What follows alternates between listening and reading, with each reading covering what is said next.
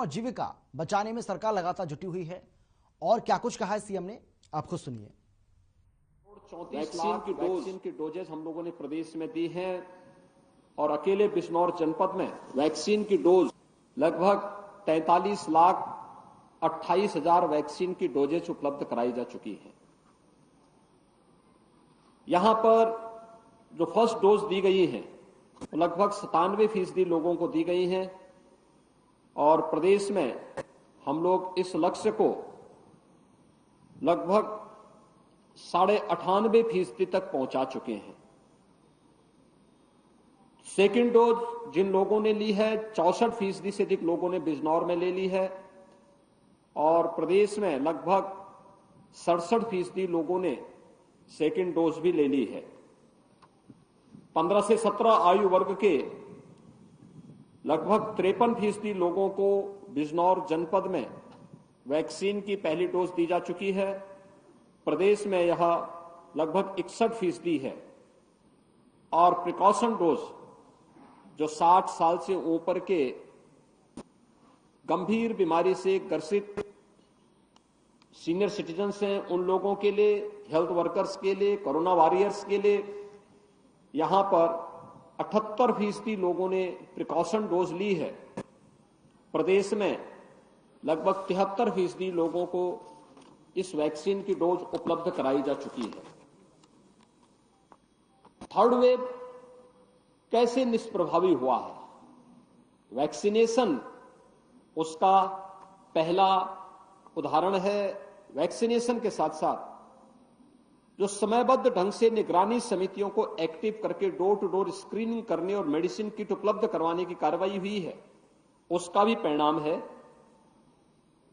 प्रदेश के अंदर अगर हम निगरानी समिति की स्थिति देखेंगे तो उत्तर प्रदेश में 72,000 निगरानी समितियां इस कार्य में लगी हैं और बिजनौर जनपद में 1,500 से अधिक निगरानी समितियां पूरे जनपद में क्रियाशील हैं, जो मेडिसिन की किट बांट रही हैं। हर संदिग्ध व्यक्ति को मेडिसिन किट उपलब्ध कराना, अगले 24 घंटे के अंदर रैपिड रिस्पांस टीम को वहां भेज करके उनका टेस्ट करवाना, ये कार्रवाई चल रही है और उसका परिणाम है कि कोविड के प्रभाव को पूरी तरह नियंत्रित करने में सफलता प्राप्त हुई है। सेकेंड वेव के दौरान ऑक्सीजन की कुछ क्राइसिस देखने को मिल रही थी और इसीलिए उस समय प्रधानमंत्री मोदी जी ने भारत सरकार के सहयोग से ऑक्सीजन की आपूर्ति में बड़ा सहयोग किया था। खासतौर पर उस समय ऑक्सीजन स्पेशल ट्रेन चलाई गई थी, एयरफोर्स के विमानों के माध्यम से ऑक्सीजन की आपूर्ति करवाई गई थी और उसका परिणाम रहा कि सेकेंड वेव को नियंत्रित करने के बाद ऑक्सीजन में हर जनपद को आत्मनिर्भर बनाने की कार्रवाई प्रारंभ हुई थी। जनपद बिजनौर में 4 ऑक्सीजन प्लांट इस दौरान लगे और चारों क्रियाशील हो चुके हैं। प्रदेश में हम लोगों ने 558 ऑक्सीजन प्लांट लगाए, जिनमें से 551 क्रियाशील हो चुके हैं और वे वहां पर अपनी सेवाएं प्रदान कर रहे हैं। थर्ड वेव में जो ओमिक्रॉन वेरिएंट आया है कोविड का, यह पूरी तरह नियंत्रण में है। इसमें संक्रमण तीव्र है, लेकिन जिन लोगों ने वैक्सीन की डोज ले ली है उन पर ये बहुत ज्यादा प्रभाव नहीं डाल पा रहा है और यही कारण है कि हॉस्पिटल में जो पूरे प्रदेश के अंदर हम देखते हैं तो मात्र 1% लोग हॉस्पिटल में हैं और यहां बिजनौर जनपद में जो एक्टिव केस हैं तो उसमें लगभग 841 जो एक्टिव केस हैं उसमें से एक पेशेंट हॉस्पिटल में है, जिन्हें अभी हम देख करके आए हैं। यानी बहुत ही कम स्थिति है। लोग होम आइसोलेशन में हैं, उनका इंटीग्रेटेड कोविड कंट्रोल सेंटर से उनकी निगरानी की जा रही है। प्रदेश के अंदर भी अब ये मामले लगातार कम होते जा रहे हैं। ये नियंत्रण की स्थिति है और मैं आज के इस अवसर पर पूरे प्रदेश वासियों से और जनपद बिजनौर वासियों से भी अपील करूंगा कि कोरोना से डरने या भागने की आवश्यकता नहीं, घबराने की भी आवश्यकता नहीं। हां, सावधानी और सतर्कता की आवश्यकता है। ये महामारी है, इस सदी की सबसे बड़ी महामारी है। इसमें सावधानी और सतर्कता से ही हम जीवन और जीविका को बचा सकते हैं। जीवन और जीविका को बचाने की जो एक जद्दोजहद पूरे देश के अंदर चली है, उस कोरोना को परास्त करने की इस मुहिम में कोरोना की जो गाइडलाइन है, इसका पालन हर व्यक्ति करेगा तो कोरोना पर प्रभावी नियंत्रण करने में हमें सफलता प्राप्त हो जाएगी। और आज ये इसी का हिस्सा है कि जो कोरोना गाइडलाइन जारी की गई है, हमने रात्रि का कर्फ्यू लगाया है, रात्रि 10 बजे से सुबह 6 बजे तक लोग उसका पालन करें। दूसरा, ये भी प्रयास किया गया है कि हमारे जो यूथ है 15 से 17 वर्ष तक का, वह सभी युवा वैक्सीन ले ले। स्कूल कॉलेजेस में संक्रमण न हो इसके लिए बंद किए गए हैं, तात्कालिक एहतियातन उन्हें बंद रखने का आदेश दिया गया है। लेकिन मेरी सबसे अपील होगी, एक, जब तक कोविड-19 है, जो बुजुर्ग हैं, 60 साल से ऊपर के सीनियर सिटीजन्स हैं, वे घर के बाहर निकलने से थोड़ा बचें।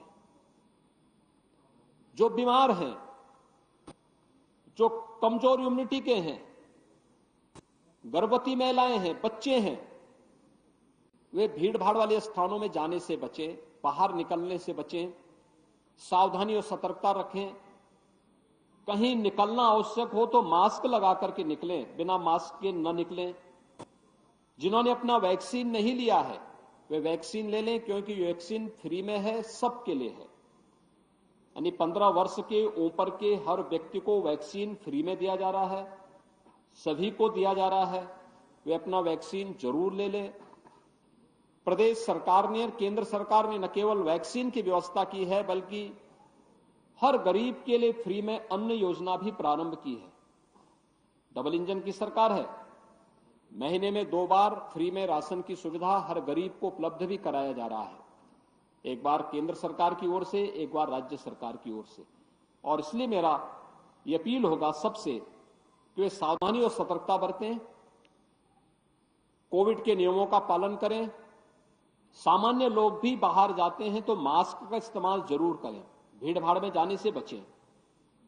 और अगर कहीं कोई संदिग्ध स्थिति दिखती है, खांसी आ रही है, सर्दी जुकाम या उसे कोई फीवर की स्थिति है, अपने नजदीक के केंद्रों में दिखाएं, ICCC को फोन करें, कोविड कंट्रोल सेंटर से आवश्यक सलाह लें, डॉक्टरों से आवश्यक सलाह लें। और अगर संक्रमण की स्थिति आती भी है तो घबराने की आवश्यकता नहीं। घर में अगर होम आइसोलेशन की सुविधा है, अलग से सेपरेट रूम और टॉयलेट की व्यवस्था है, तो वे घर में रह सकते हैं। डॉक्टर अगर उन्हें हॉस्पिटल में एडमिट करने के लिए कहते हैं तो वे हॉस्पिटल में आए। हॉस्पिटल में सारी सुविधा फ्री में टेस्ट, फ्री में उपचार, फ्री में भोजन, फ्री में सभी सुविधाएं फ्री में उपलब्ध करवाई जा रही हैं, तो वह हॉस्पिटल में एडमिट हो सकता है। होम आइसोलेशन में सुविधा नहीं तो ICCC को इसके बारे में बताएं, वहां पर भी उनके लिए अतिरिक्त व्यवस्था हॉस्पिटल में या L1 फैसिलिटी की जो सुविधा कोविड की हॉस्पिटल के रूप में की गई है, वहां पर उनके लिए अलग से व्यवस्था हो जाएगी।